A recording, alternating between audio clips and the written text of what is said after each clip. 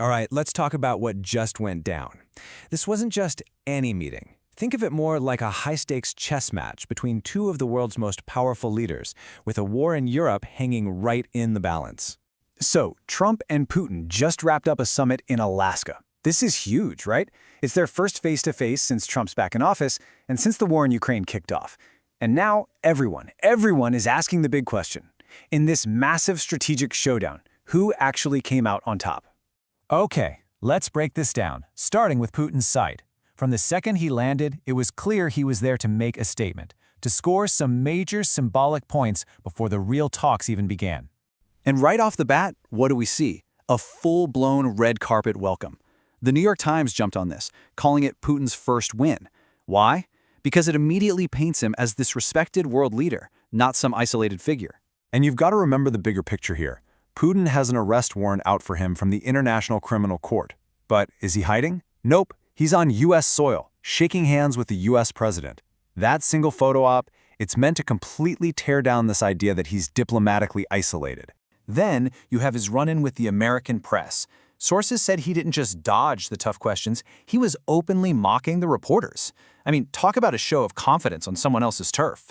But, of course, Trump wasn't just going to let that happen. He had his own plays ready to go, all designed to show everyone, especially the folks back home, that he was the one running the show. You know all that talk about Trump being too soft on Putin? Well, his response was all about the visuals. That handshake, it was firm, it was powerful. The message was crystal clear. Putin came to me to end this war, not the other way around. And he didn't just stop with a handshake. No way.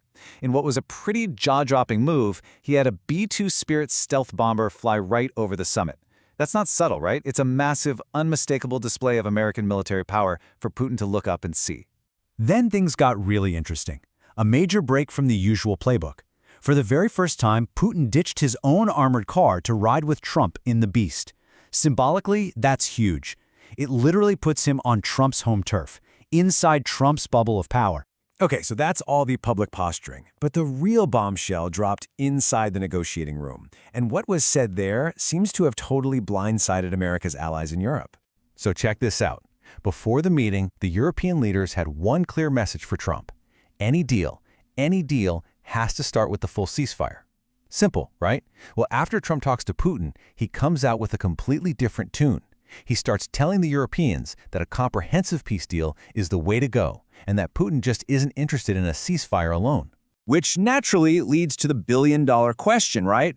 What in the world did Putin offer that was so convincing it made Trump pivot completely away from what his closest allies were telling him? All right, so here's what the sources say Putin put on the table. 4 main things. 1, Ukraine has to officially give up the entire Donbas region to Russia.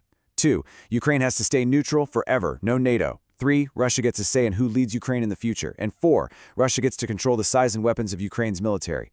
I mean, this isn't just a deal, it's a complete rewrite of what it means to be Ukraine. So, after all the handshakes, the bomber flyover, and this shocking proposal, who actually won?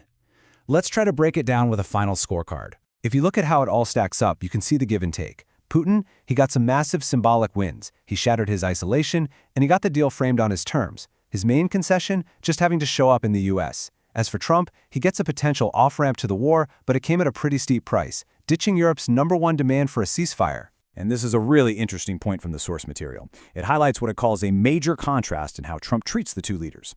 On one hand, you have Putin getting the full red carpet world leader treatment. And on the other, the analysis claims Trump treats Ukrainian President Zelenskyy, and I'm quoting here, like a little boy. This perceived difference in respect is framed as a really big deal. So, with all that said, who's the real winner here? Well, the crazy thing is we actually can't say yet, because the fate of this whole thing, this whole deal, isn't actually in Trump's or Putin's hands anymore. It all comes down to a third person. Everything now lands squarely on the shoulders of President Zelenskyy. Will Trump be able to sell him on this deal? Is this thing a real path to peace, or is it just a geopolitical trap, trading land for a very shaky future?